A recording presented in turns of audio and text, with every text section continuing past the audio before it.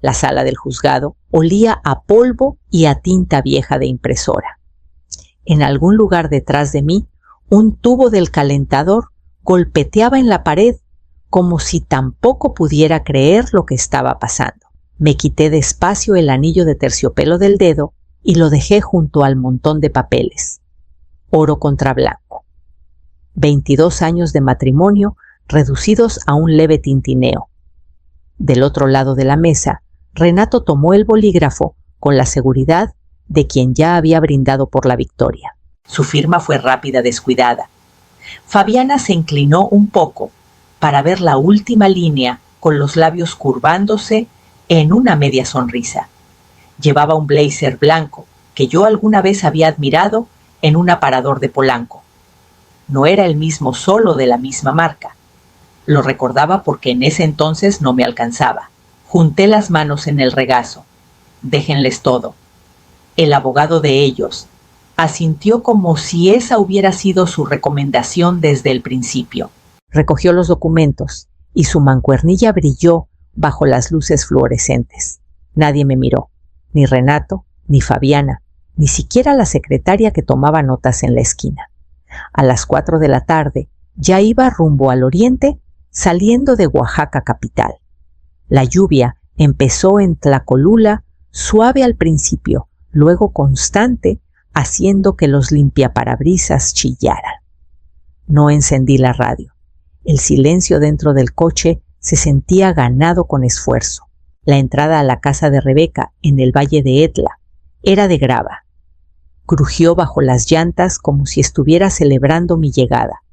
La luz del porche ya estaba encendida calentita contra el cielo gris. Ella salió envuelta en un rebozo y abrió la puerta antes de que yo llegara. Ya puse agua para té de hierbabuena, dijo. Asentí. No necesitaba té, necesitaba un lugar que no oliera al perfume de Fabiana. La casita de huéspedes tenía 2 cuartos, una cocinita y justo el espacio para volver a respirar. Guardé una maleta en el closet y dejé la otra junto a la cama. Todo lo demás muebles, herramientas del jardín, los libros de Carlos, se lo había llevado el servicio de mudanzas esa misma mañana. 8,500 pesos al mes. Los pagaría por ahora. Algunas cosas todavía no estaba lista para tirarlas. Me senté en la orilla de la cama desconocida todavía con el abrigo puesto. En la mesita de noche había una taza de té que no había tocado enfriándose en silencio a mi lado. Mañana empezaría a descifrar quién era yo, ahora que mi nombre ya no aparecía en la escritura. 3 meses antes de la audiencia, la casa ya había empezado a cambiar. No con remodelaciones, sino con la gente que la habitaba. Después de que Carlos se fue, Renato y Fabiana comenzaron a llegar como si ya fuera suya. Primero vinieron las preguntas sobre metros cuadrados y valor de reventa. Luego Fabiana empezó a hablar de curaduría. Una mañana se paró en el pasillo señalando los retratos familiares. Buscamos una estética más limpia, más aspiracional, menos cargada de herencia. Los marcos desaparecieron la semana siguiente. No protesté. El duelo pesa a su manera y yo todavía estaba aprendiendo a respirar en una casa que de pronto resonaba distinto. La voz de Carlos solía recorrer esos pasillos pidiendo café, preguntando dónde había escondido yo las tijeras de podar. Ahora solo oía silencios rotos por conversaciones que no eran para mí. Empezaron a traer fotógrafos. Vi al primero un martes agachado junto a las bugambilias del patio lateral. La cámara disparaba sin parar mientras Fabiana posaba cerca de la barda, sonriendo como si la casa detrás ya llevara su nombre. Salí por la puerta de servicio y crucé el césped para preguntar qué hacía. Él miró a Fabiana y luego giró el lente. Esa misma noche encontré las fotos en la página de negocios de ella, dando la bienvenida a nuevos comienzos, decía la leyenda. Estaba radiante en seda crema. El jardín se veía precioso. Mi brazo, apenas asomando en el borde de una foto, había sido recortado. En la cena, ella tomó las pinzas de la ensalada sin mirarme. Tú eres muy elegante, Adela. ¿De verdad? Pero el estilo vintage cuellos, de encaje tonos tierra, no va con lo que les estamos vendiendo a los inversionistas. Estamos construyendo una marca de vida, bienestar, legado. ¿Tú entiendes? Le pasé el tazón sin decir palabra. Pero esa noche abrí una carpeta nueva en la computadora. Fotos, fechas, mensajes. Cada documento que cambiaba, cada recibo que se modificaba, cada planta que arrancaban sin preguntar. Saqué foto al pasillo vacío de retratos. Copié la solicitud de nueva escritura que Fabiana dejó en la impresora de la cocina. Si me iban a borrar de la casa, al menos dejaría huella. Para finales de semana, nombré la carpeta antes de que me saquen. El sobre llegó sin estampilla. Lo metieron a mano escondido entre el correo de la tarde como si siempre hubiera estado ahí. Desdoblé la hoja con cuidado para no emborronar la tinta. Como se acordó usted, desalojará el inmueble en un plazo de 30 días. Esta transición es necesaria para preservar la armonía familiar durante la reestructuración del patrimonio. Lo firmaba con tinta azul fuerte, un abogado que yo nunca había visto. Debajo el nombre de Renato, en letra delgada y cuidadosa, como si se hubiera esmerado en que pareciera educado. La cocina estaba en silencio, salvo por el goteo lento del grifo. Me quedé ahí parada un buen rato, antes de volver a doblar el papel y guardarlo en el cajón junto a los recibos de luz. Para la hora de la cena, él llegó sin avisar, casual. Sudadera azul marino y tenis blancos como si viniera a hablar del clima. Son puras formalidades, mamá. A los inversionistas les gusta el papeleo limpio, sin tanto equipaje. Se pasó la mano por el cabello, evitando mis ojos. El mismo gesto que usaba Carlos cuando no quería contestar algo difícil. Puse el tazón de ensalada en la mesa. ¿Tu papá estuvo de acuerdo con esto? Silencio. El reloj hacía tic-tac. Pasó un coche por afuera. Él tamborileaba los dedos contra el celular. Tú sabes que él confiaba en que nosotros nos encargáramos. Todos. No respondí. Se fue antes de terminar el plato. Esa noche, mientras empaquetaba los libros de consulta del estudio de Carlos, abrí el cajón superior del escritorio y me detuve. Ahí, sobre un secante de piel junto a un bloc a medio usar, estaba la pluma estilográfica antigua de Carlos, la que usaba para cada carta, cada firma, la que había desaparecido después del funeral. No era su letra la de esa carta de desalojo. Ahora lo tenía claro. La envolví en una servilleta de lino y la guardé en el bolsillo con cierre de mi bolsa. A la mañana siguiente manejé hasta Etla.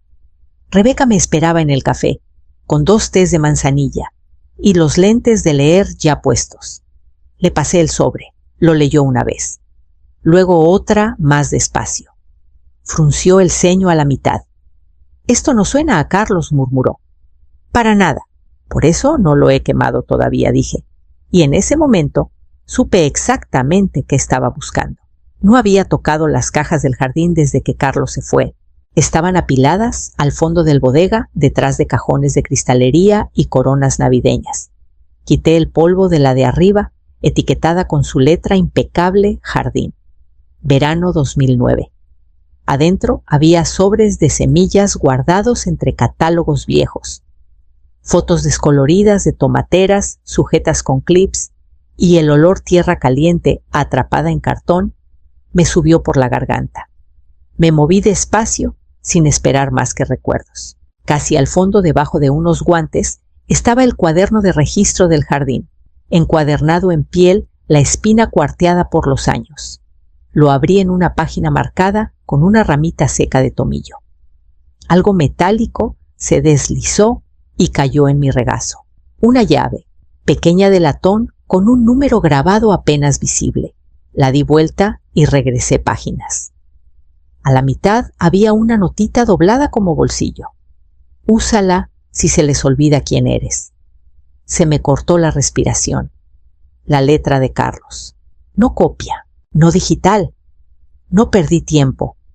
Al atardecer ya estaba de vuelta en la oficina de Rebeca, con la luz del techo zumbando bajito mientras ella examinaba la llave entre los dedos. Pensé que había renunciado a esto cuando digitalizaron el fideicomiso, murmuró. Abrió un cajón y sacó su propio registro antiguo. Pasó páginas, cruzó números. Su dedo se detuvo. Es su caja de seguridad privada, Banco de Oaxaca Centro. Sigue activa técnicamente, sí. Tú apareces listada. La bóveda estaba más fría de lo que recordaba. El empleado nos miró de lejos, mientras Rebeca giraba la cerradura y levantaba la tapa. Adentro, un sobre de piel negra con las iniciales de Carlos. Un USB envuelto en un trapo de limpieza. Un segundo documento legal doblado grueso, firmado y notariado. La mano de Rebeca se quedó flotando sobre el documento. Esto tiene fecha 13 meses antes del testamento nuevo. Leí el título, Reformulación del fideicomiso familiar. Enmienda. Pasé a la página de firmas. Mi nombre aparecía como única beneficiaria. El USB tenía 6 archivos de audio. Rebeca abrió el primero. La voz de Renato llenó el cuarto, amortiguada pero clara. Otra vez está confundida. Si no logramos que firme esto antes de que acabe la semana, nos va a arrastrar a todos. Solo convéncelo. Rebeca se volvió hacia mí despacio. Me recargué en la silla, cerré los ojos. Déjenlos creer que ganaron, que organicen la cena, que sonrían, y luego su voz era suave. Luego les enseñamos la letra chiquita. La invitación llegó por correo, formal, educada. Nos encantaría organizar una última cena antes de que se complete la transición. Transición. Así le decían ahora en lugar de desalojo. Volví a la casa un jueves por la tarde, viendo cómo el contorno familiar crecía en el parabrisas, las luces del porche, que yo había puesto las persianas que pinté 2 veces. Ahora se veía más pequeña. No porque hubiera cambiado, sino porque yo sí. Adentro flotaba un olor caro pero sin alma. Fabiana me recibió en la puerta con tacones demasiado altos para piso de madera y me dio un beso al aire junto a la mejilla. ¿Llegaste?, canturreó ya dándose la vuelta. Ven a ver la mesa. El comedor brillaba bajo lámparas cálidas. Cada lugar estaba perfecto, demasiado perfecto. Platos blancos relucientes, servilletas de lino grueso, dobladas en abanico, copas de cristal que no eran mías. Entonces vi los tenedores de postre. Eran míos. El mismo juego de plata antigua que Carlos y yo elegimos en un viaje a Puebla, envueltos en papel de seda y guardados detrás de la vajilla fina. Vendidos. Y ahora, de alguna manera de vuelta. Toqué uno apenas. Preciosos. ¿Verdad, Fabiana? Rondaba a mi lado con la copa en la mano. Piezas de patrimonio. Las encontramos por la red de proveedores de la empresa. Ni siquiera se daba cuenta de lo que decía. La cena fue pato confitado con arroz salvaje, algo que Carlos habría odiado. Renato sirvió el vino. Sonrió demasiado. Brindó por nuevos capítulos y marca más pulida. Mastiqué despacio en silencio, esperando la parte que sabía que vendría. En la cocina, mientras recogían los platos, me excusé para ir al baño y me detuve justo antes de la puerta. Va a firmar, susurró Fabiana. Quiere irse con la dignidad intacta. Déjenla. Debería estar agradecida. Para la primavera ya tendremos el jardín allanado y una escultura en su lugar. Algo moderno. Y su nombre borrado de todo. Regresé a la mesa y me senté. Mi tenedor tintineó suave contra el plato al acomodarlo. Luego saqué el celular, abrí un mensaje nuevo y escribí. Ya están listos. Trae todo. Lo envié y levanté mi copa. Sonreí de vuelta. Los dejé creer que habían ganado. Por ahora. La sala olía a café viejo y madera barnizada. Arriba, el ventilador del techo giraba demasiado lento para mover el aire. Me acomodé el rebozo, alicé la blusa y mantuve los dedos ligeramente cerrados alrededor de la pluma de Carlos en mi regazo. Renato se recargó en su silla, como quien ya ganó. Fabiana le susurró algo y sonrió sin mirarme. El abogado de ellos, un hombre con bronceado demasiado intenso para enero, carraspeó y pasó a la última página de la transferencia de propiedad. Firmé. Fabiana soltó un suspiro largo encantada. Renato hizo un leve asentimiento hacia el fondo de la sala, donde alguien de saco oscuro sonrió apenas. Un inversionista, sin duda. Uno de los nuevos socios. El abogado bajó la cabeza para revisar otra vez la sección final. Luego otra. Se le tensó la mandíbula. Se puso pálido. Su señoría empezó con voz quebrada. Quisiera solicitar una breve pausa antes de presentar. Demasiado tarde. Rebeca se levantó de las bancas del público y avanzó. Sus tacones sonaron firmes y precisos sobre el linóleo. Llevaba una carpeta manila en una mano y el USB en la otra. Estos son los documentos originales, dijo con calma, dejándolos sobre el escritorio del actuario. Revisión del fideicomiso con testigos y notario. Con fecha. Incluye grabaciones de audio del señor Renato presionando al difunto Carlos, su padre, para firmar un borrador contradictorio bajo coacción. Retrocedió. La jueza se inclinó hacia adelante. Destapé la pluma de Carlos y la puse encima de la carpeta. La punta limpia, el oro pulido. Esta firmó cada página, dije, incluyendo la que ellos se saltaron. Los ojos de la jueza recorrieron la página despacio. Luego vinieron las palabras bajas pero cortantes, cláusula 9C, reversión total, activada ante coacción del firmante, todas las transferencias anuladas, propiedad restaurada. Se escucharon jadeos dispersos detrás de mí como alfileres cayendo. Fabiana se volvió hacia Renato, labios abiertos, pero sin voz. Me giré por primera vez completamente hacia mi hijastro. Se le apretó la mandíbula. Sus ojos buscaron las puertas de la sala, como si pudieran abrir otro final. Tú dijiste que yo avergonzaba la marca, le dije. Vamos a arreglar eso. Aquí y ahora. La jueza golpeó el mazo una vez. Los bienes del fideicomiso revertirán a la única heredera legal, la señora Adela Marcres. Toda actividad de la empresa queda congelada de inmediato. Y ordeno una investigación formal por fraude documental. Tomé de nuevo la pluma, la misma que habían intentado borrar, la misma que escribiría el siguiente capítulo. Para el lunes por la mañana llegó el primer temblor. Las cuentas de negocios de Renato quedaron bloqueadas en revisión legal. Su nombre desapareció del portal interno de la empresa. Al mediodía, desde la mesa del desayuno de Rebeca, vi circular su comunicado párrafos largos sobre malentendidos y duelo sobre mi supuesta confusión. Pero los comentarios debajo decían la verdad. El consejo directivo había emitido el suyo. La Fundación Fideicomiso Marcres condena todo intento de defraudar o tergiversar los últimos deseos de Carlos Marcres. Reincorporación plena de la señora Adela Marcres, efectiva de inmediato. Rebeca me pasó su celular. Otro titular, Fabiana, abandonada por 2 marcas tras escándalo del fideicomiso. Un tercer artículo confirmaba lo que ya sospechaba. Sus redes estaban cerradas, comentarios desactivados. Su publirelacionista la había dejado colgada. Sus papás, que antes corrían a aparecer en nuestras cenas de recaudación, retiraron discretamente su capital del último proyecto de Renato para el jueves.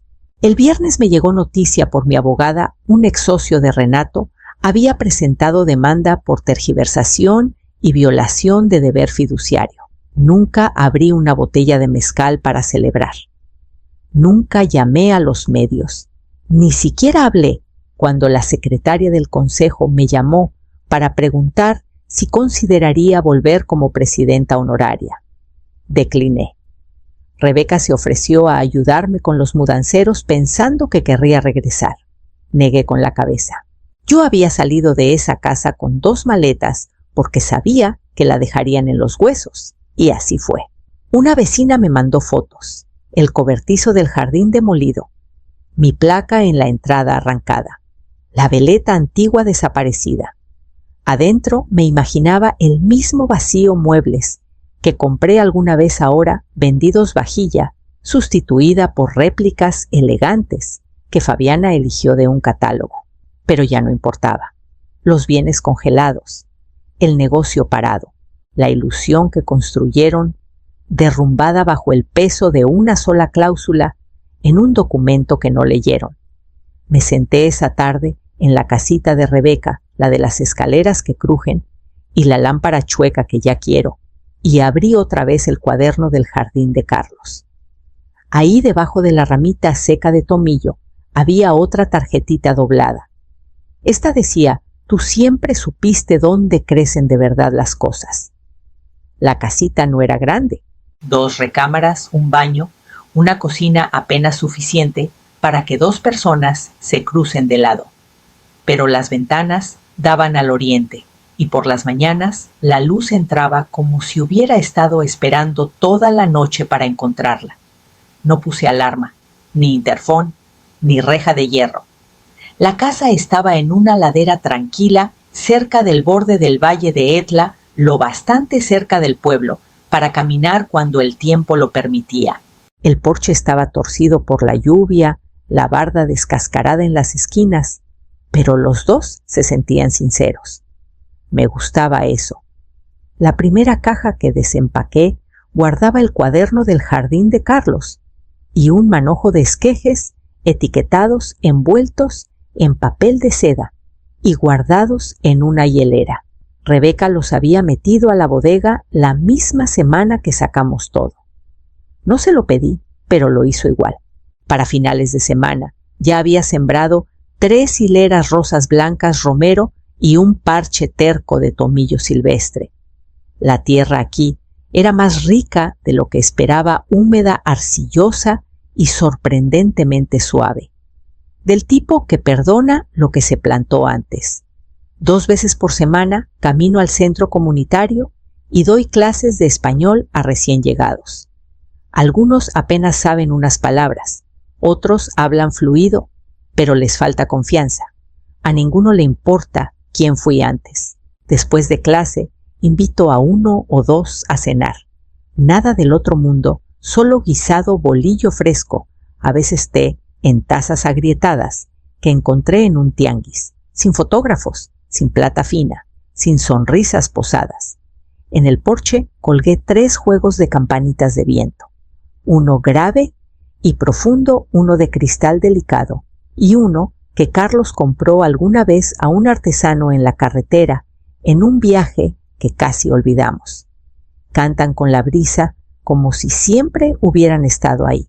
Lo último que puse fue una placa chiquita junto a la entrada bronce cepillado, medio escondida entre la enredadera. Construido con paciencia, protegido con verdad. Una tarde me quedé parada en el jardín viendo cómo las rosas blancas atrapaban la luz. Detrás de mí, la casa estaba en silencio, entera, sin fantasmas. Y por primera vez en años, yo también. La placa de bronce atrapaba la luz de la mañana brillando en cada letra grabada como si la hubieran tallado con cariño. El Jardín Memorial Marcrest, en honor a Carlos y Adela Marcrest, por cuidado, enseñanza y verdad. Me quedé bajo un toldito modesto junto al camino trasero, lejos de los toldos y las credenciales de prensa que pululaban cerca del escenario. Mi nombre estaba en la invitación repujado en oro, pero no la traje. Ya sabía lo que decía. El jardín estaba tranquilo en sus rincones. Macetones nuevos flanqueaban las bancas llenos de narcisos tempranos y boj recortado. A lo largo del sendero de piedra, placas de bronce llevaban nombres de donantes, ninguna más grande que la de Carlos. Cuando vi acercarse a Renato, me quedé donde estaba. Traía un blazer azul marino que ya no le quedaba bien y una mirada hueca que no tenía hace un año. Escudriñó a la gente hasta que sus ojos dieron conmigo. Sus pasos se hicieron más lentos. Cuando por fin llegó a la sombra donde yo estaba, no dijo hola. Vimos en silencio cómo una directora local daba un discurso breve en el micrófono. Sentía cómo él se movía inquieto a mi lado, una mano en el bolsillo, la otra acomodando un puño que no necesitaba arreglo. Bajó la voz. No sabíamos que tenías todo eso guardado. Me volví hacia el escenario. Sí sabían, solo no pensaron que lo usaría. No discutió. No preguntó por el fideicomiso, ni por las grabaciones, ni por las cartas que nunca se enviaron. Y yo no ofrecí. Una reportera se acercó con sonrisa amplia y gafete colgando del cuello. ¿Podemos sacarles una foto a los dos junto a la placa? Me hice a un lado. No, gracias. Dudó un segundo y luego giró hacia un regidor. La vi irse. Metí la mano al bolsillo del abrigo, toqué el borde de los viejos guantes de jardín de Carlos y asentí para nadie en particular. Renato se quedó, yo no. Tomé el camino trasero hacia el estacionamiento de grava donde esperaba mi coche motor frío ventanas abajo. Atrás seguían los discursos. Adelante la carretera doblaba hacia casa. La tierra estaba suave. Esa mañana, la lluvia de la noche la había dejado maleable. Me arrodillé junto al segundo enrejado, revisando las raíces de las nuevas rosas trepadoras. Unos pétalos se pegaron a mi guante, blancos, aromáticos, terquitos. Carlos habría sonreído al verlos. El buzón chirrió cuando lo abrí.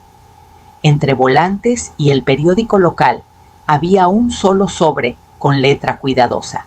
Lo llevé adentro, puse la tetera en la estufa y lo abrí en la mesa. Adentro había una tarjeta doblada. Querida señora Marcrest, aprobé. Ya soy mexicana. Usted me enseñó más que palabras. Gracias. La leí 2 veces. Apoyé las manos planas en la mesa antes de tomar el cuaderno del jardín. La última anotación de Carlos, letra cuadrada y clara, del mes antes de su última estancia en el hospital, todavía olía a tinta cuando pasé la página. Agregué la mía debajo de la suya replantado. No sola. Arriba saqué la carpeta del cajón con llave. Ya era hora. Estaba pendiente. El Nuevo Testamento ya estaba redactado. Sencillo. Sin sentimentalismos. Agregué una cláusula con trazos firmes de tinta. Cualquier heredero que reemplace el cariño por las apariencias perderá todo derecho a este patrimonio. Lo firmé con la pluma de Carlos y luego la guardé en su estuche por última vez. El metal brilló bajo la lámpara del estudio antes de que cerrara el cajón y colgara la llave de nuevo detrás del reloj de la cocina. Esa noche me paré al borde del jardín. El viento pasaba entre las campanitas 3 ahora. Una del porche viejo, una que me regaló una alumna y una que hice yo misma con cucharas y alambre. No hacían juego, pero el sonido era suave y honesto. Adentro imprimí una foto del jardín. En plena flor, la luz del sol, atrapada en la banca que Carlos construyó con sus propias manos. Le di la vuelta y escribí atrás: tú pediste todo. Esto es lo que queda cuando se te olvida quién te lo dio. La mandé a la última dirección que tenía de Renato y Fabiana. Luego regresé con las rosas y seguí cuidando lo que todavía crecía.